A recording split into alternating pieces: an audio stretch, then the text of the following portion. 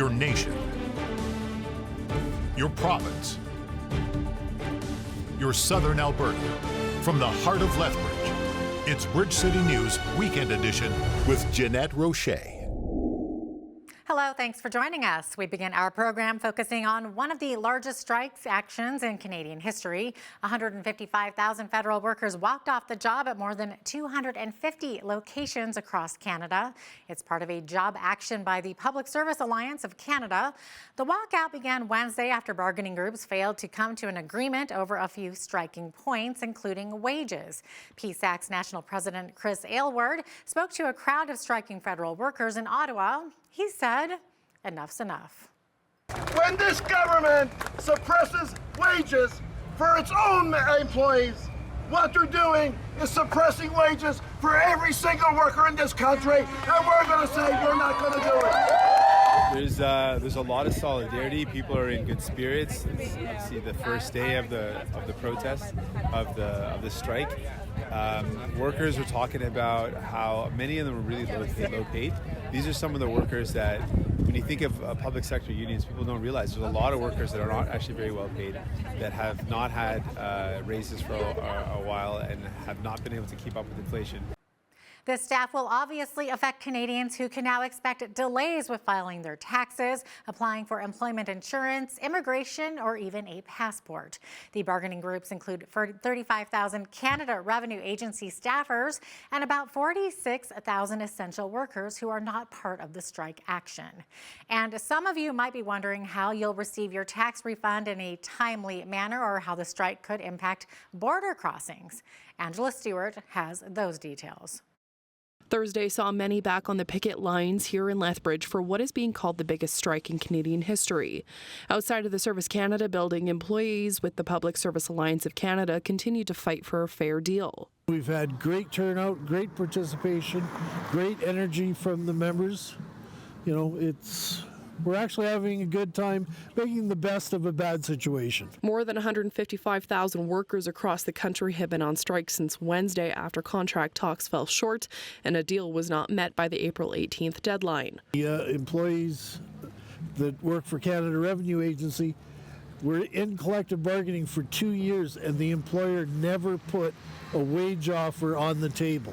The strike, although happening in the middle of tax season, specialists with H&R Block Canada anticipate the only impacts would be the calculations of benefits and credits in the future. For example, GST or the incentive, climate incentive, or even old age pensions, but that's yet to be determined.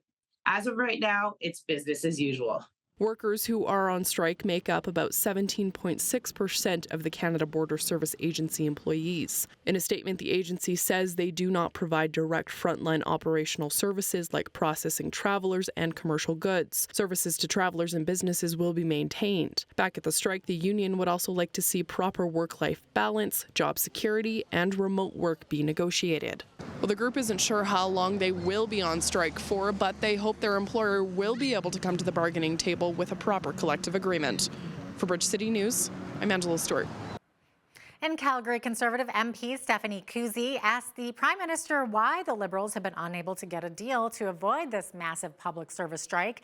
The PM responded saying his government supports the unionized workers. Since 2015, this Prime Minister has spent $21 billion more on the public service and $22 billion on outside consultants. And yet he wasn't capable of negotiating an agreement with the public service. Mr. Speaker, will this Prime Minister take responsibility and apologize not only to the public service, but to Canadians for failing to reach a negotiation? We know all too well what the Conservative playbook would be on this. Back to work legislation even before the picket lines were brought up. That's what they've done before. That's their go-to on this. On this side of the House, we actually respect and work with unions as partners.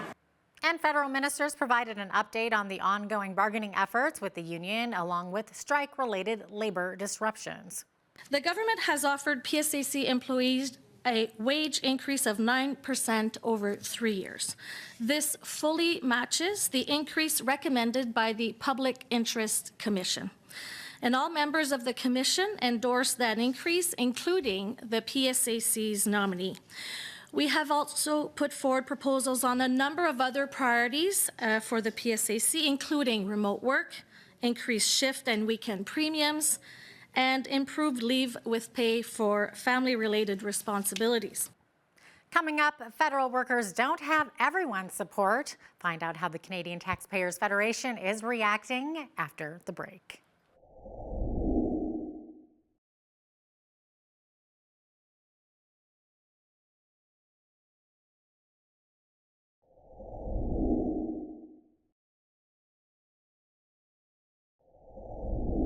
Welcome back. As we focus on the federal strike, there are some who are taking issue with what the federal workers are asking for. The Canadian Taxpayers Federation is calling on the Trudeau government to reject what it calls the unaffordable and unsustainable demands put forth by the union. To discuss this in more detail is Federal Director of the CTF, Franco Terrazzano, who joined Hal Roberts from Ottawa. Franco, according to the Treasury Board of Canada, PSAC or PSAC is demanding a lot of compensation increases over the next 3 years, which would cost taxpayers how much? $9.3 billion. Can you believe that, folks? They are demanding up to 47% compensation increase over 3 years, costing struggling taxpayers $9.3 billion. It's unaffordable, it's unfair, it's unsustainable, and the government needs to say, enough is enough, no way. Now, didn't federal employees already receive a raise during the pandemic? Oh, they sure did. More than 90% of federal bureaucrats received at least one raise during the pandemic. 312,000 federal government employees received a raise. Not only that, the federal government dished out more than $500 million in bonuses during the pandemic. Franco, what are some of the non-wage benefits the union is demanding? Well, I think if most Canadians went to their boss and asked for some of these benefits, we'd be laughed out of the office. They want more pay for staying in the office past 4 p.m. They want taxpayer contributions into a union-controlled social justice fund, which engages in, quote, advocacy for public policy. Which engages in advocacy for progressive public policy. They want an education fund up to $17,000 for laid off employees. They want paid time off up to 2 weeks. They want 4 weeks of vacation after only working for 4 years. And they want overtime paid at double time. So some of these demands are completely unreasonable, they're unfair, and they're unaffordable. So how will this strike really affect the average Canadian? Well, the big one is the big tax bill if the government gives in to the union negotiators' demands. But also, let's not forget that almost since day one, the implied threat from the union negotiators of the tax bureaucrats has been taxpayers pay up more money that you don't have and can't afford, or you might not get your own money back at tax refund time. Hal, I think quite simply, that's cruel. Thanks so much, Franco. That was Franco Terrazzano, Federal Director of the Canadian Taxpayers Federation, joining us from Ottawa. And speaking of strikes, it looks like not just getting a passport, but also catching a flight could become challenging in the coming days. The union representing WestJet pilots says they have voted in favor of strike action. The Airline Pilots Association says the 1,600 WestJet pilots it represents can launch strike action as early as the week leading up into the May-long weekend, which usually kicks off the summer travel season. The head of the union's WestJet contingent, Bernie Lewell, says the workers' issues revolve around job protection, pay, and scheduling at the airline and its discount subsidiary, Swoop. Lewell says he and his team are frustrated with WestJet right now.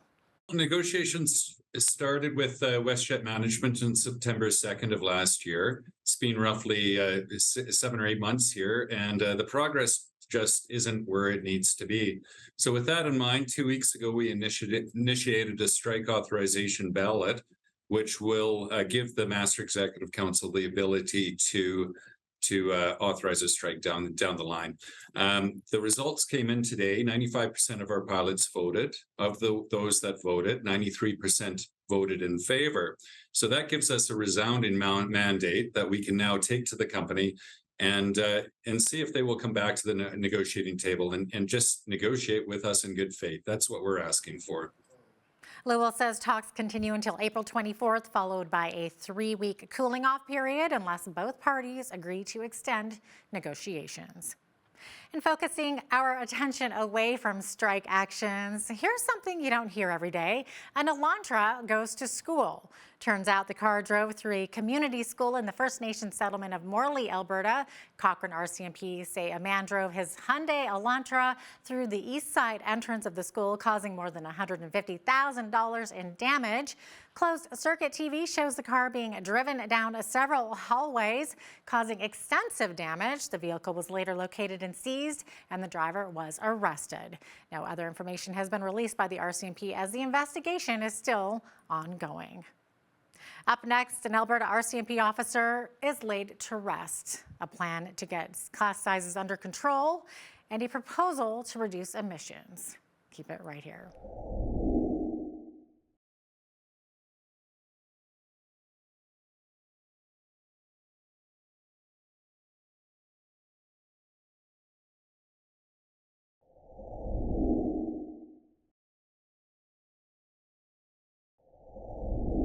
The regimental funeral for the Alberta RCMP officer who died over a week ago took place in Sherwood Park Thursday.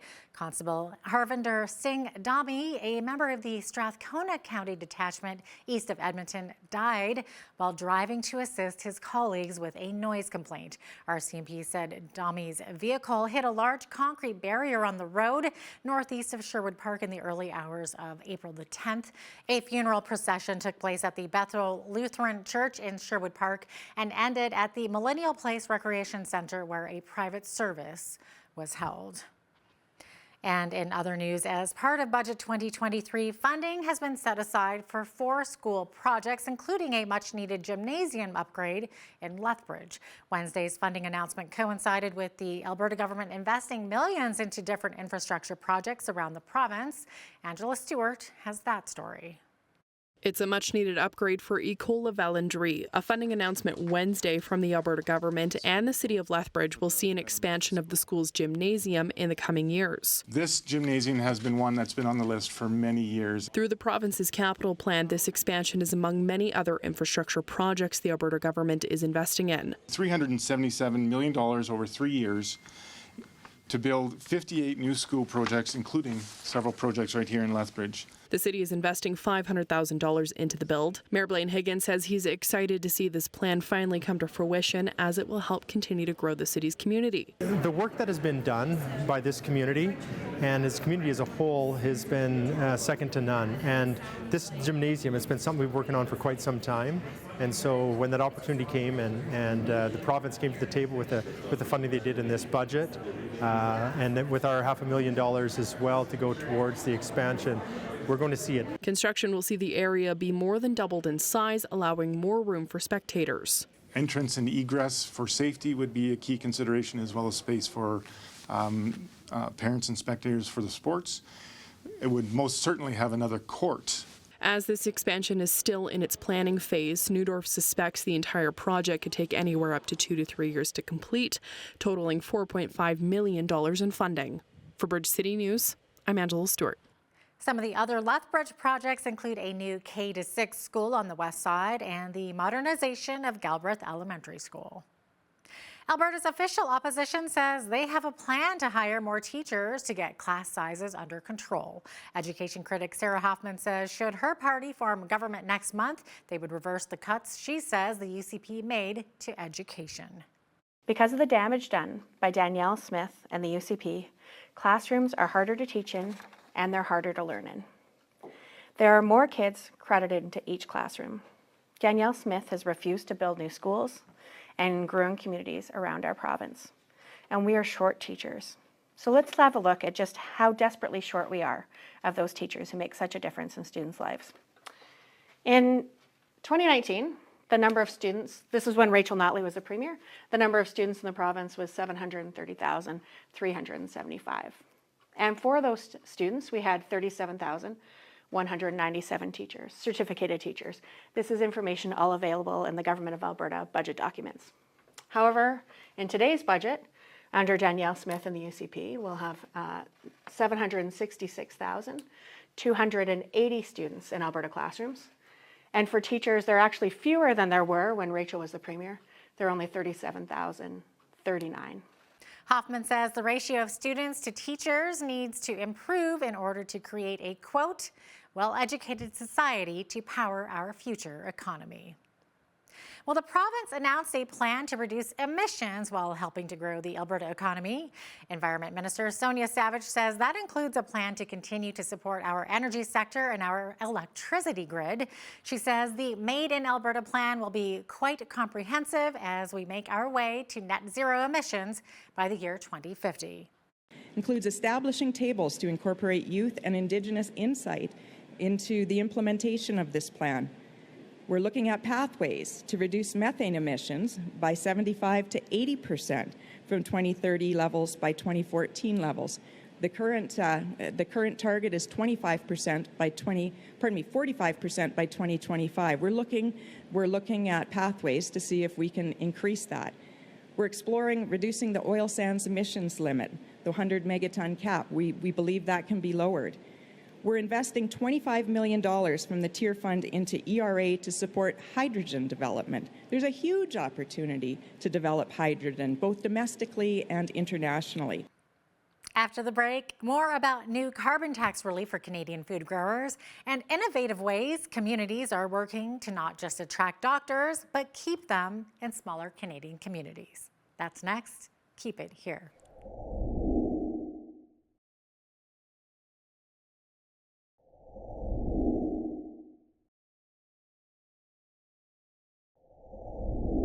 With spring springing up here in southern Alberta, farmers are getting onto their fields to start this year's crops. And thanks to a private member's bill, the carbon tax will not apply to the fuels needed for this year's farming activities. Earlier this week, Lethbridge MP Rachel Thomas chatted with Hal Roberts to discuss a few important issues for those of us here in Alberta. Have a look. Rachel, Canadian farmers are applauding the passage of Bill C-234.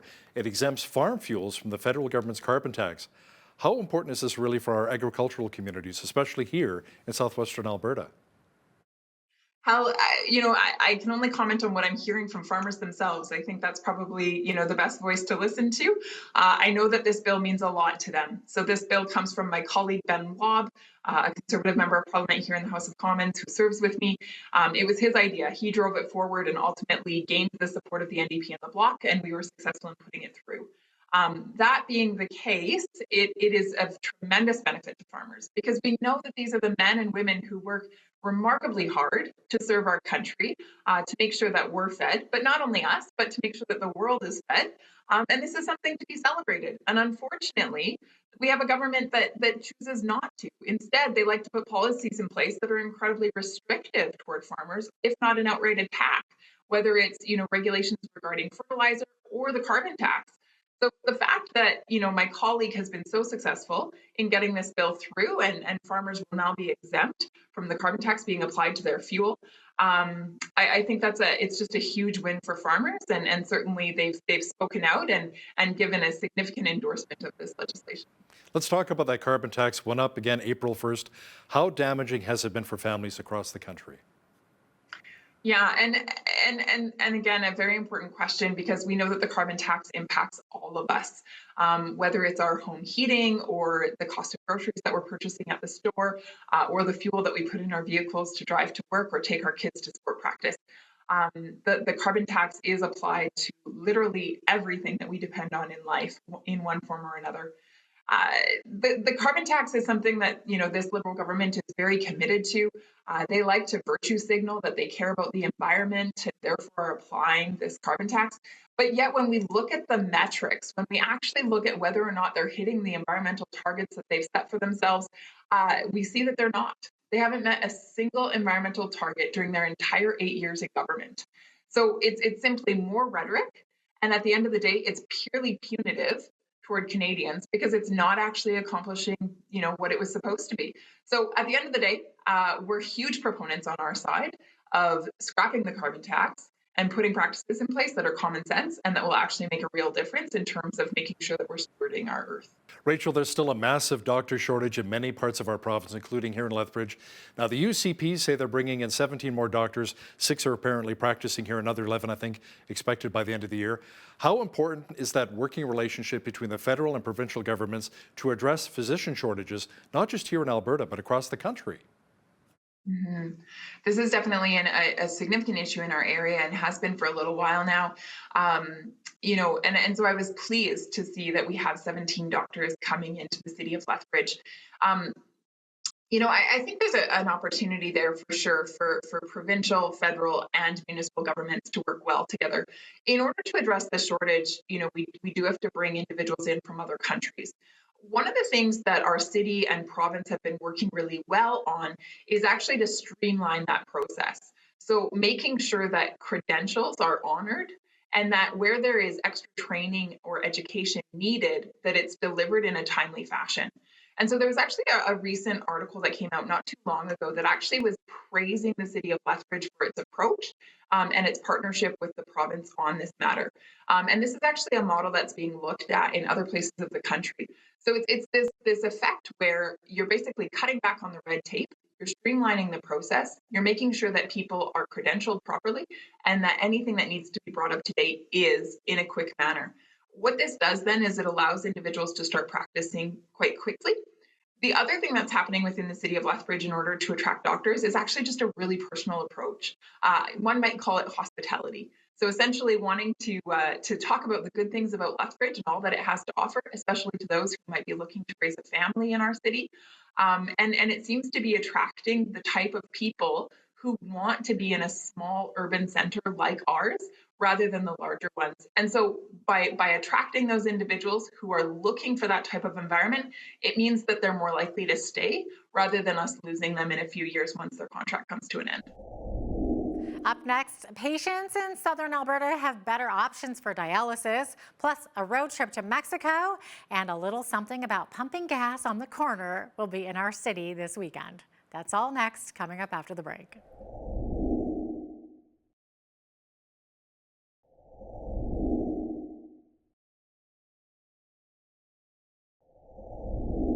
Alberta government officials, Alberta Health Services, and a local dialysis patient were on hand at the Chinook Regional Hospital in Lethbridge for a huge funding announcement. The UCP is investing hundreds of millions of dollars into surgical care at the hospital.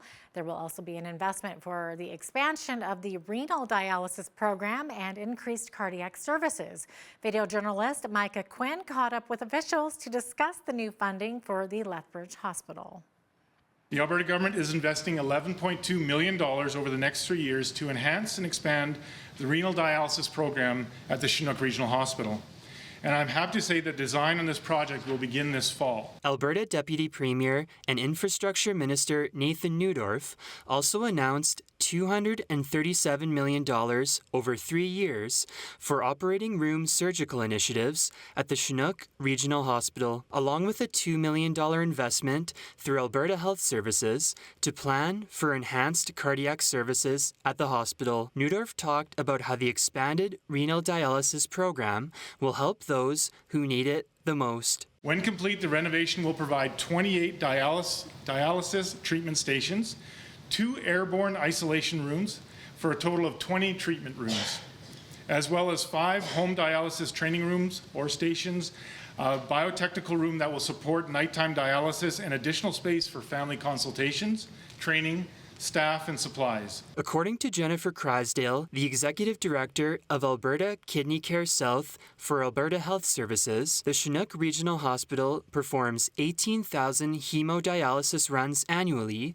for between 120 to 130 patients. This patient population requiring different levels of kidney care continues to grow, where patient numbers have increased by 20% in the South Zone from as compared to 5 years ago. Leonard Binning, a local dialysis patient, has been receiving treatment for 10 months. He told us he spends every evening on Tuesday, Thursday, and Saturday hooked up to a machine from 5 to 10:30 p.m. Without the machine, I would not be here today. I would not be able to enjoy my wife of 35 years, my 3 children, or my 4 wonderful grandchildren. So it truly is a miraculous treatment. So new and improved equipment and funding for additional bigger and brighter spaces is welcomed. According to staff from the Alberta government, construction of the Alberta Surgical Initiative extension at the Chinook Regional Hospital is expected to be completed in the summer of 2024. It will support an estimated 80 jobs in construction and the trades. For Bridge City News, I'm Micah Quinn. Members of the Lethbridge Rotary Club are currently on the road for their 12th annual Los Amigos trip. The 3,000-kilometer journey is an opportunity for members to bring down decommissioned emergency vehicles so that they can be used in Mazatlan.